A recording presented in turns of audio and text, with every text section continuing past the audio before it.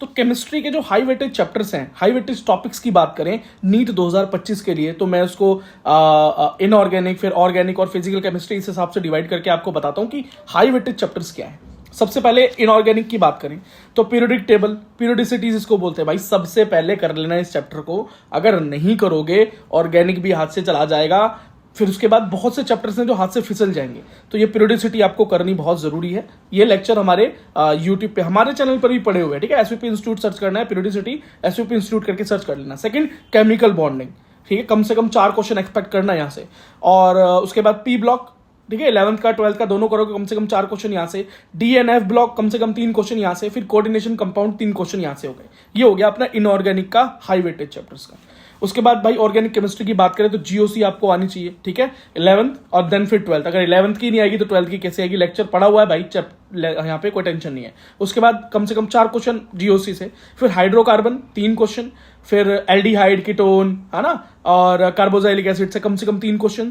फिर biomolecules 2 question, ये तो आपको पता है भाई, आपके बायोलॉजी के अंदर भी है और दोनों सेम ही है, सिमिलर ही है, तो आप कर लेना, काफी इजी पड़ता है, मुश्किल नहीं है। फिर अमाइंस की बात करें तो कम से कम 2 question, halo alkanes, halo arene से कम 2 क्वेश्चन। ये हो गया आपका ऑर्गेनिक का पोर्शन। और फिर बात करते हैं फिजिकल केमिस्ट्री की। तो फिजिकल केमिस्ट्री के अंदर है टॉपिक आपका सबसे पहले मोल कॉन्सेप्ट। बहुत इजी भी है, इंपॉर्टेंट भी है, करना भाई जरूरी है, नहीं तो आगे आने वाले जो चैप्टर्स है ना फिजिकल केमिस्ट्री के, बहुत दिक्कत आती है उसमें। तो मोल कॉन्सेप्ट कम से कम 2 क्वेश्चन। एटॉमिक स्ट्रक्चर कम से कम 2 क्वेश्चन, भाई 9th क्लास से पढ़ते हुए आ रहे हो यार एटम का स्ट्रक्चर, तो कम से कम इसे तो छोड़ना बिल्कुल मत। फिर थर्मोडायनेमिक्स कम से कम 3 क्वेश्चन। अगर सिर्फ यही चैप्टर्स आप कर लेते हैं तो पक्का 140 से ऊपर तो आप जाने वाले हैं। अब आपको ऑर्गेनिक छोड़नी है, इनऑर्गेनिक छोड़नी है, क्या छोड़ना है वो आपकी मर्जी।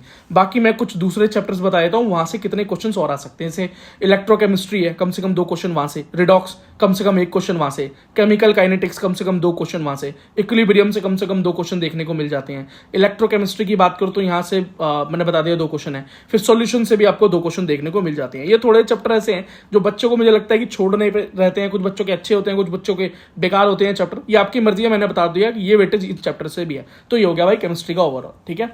और मैंने जैसे बोला लेक्चर्स हमारे यहाँ पर है भाई, एसवीपी इंस्टीट्यूट के यूट्यूब चैनल पर हैं। सिर्फ आपको केमिस्ट्री लिखना है, स्पेस एसवीपी इंस्टीट्यूट डालना है, मिल जाएंगे भाई, या टॉपिक का नाम डालना है, स्पेस एसवीपी इंस्टीट्यूट, आपको मिल जाएंगे। देखो, सीखो एंड ऑल द बेस्ट।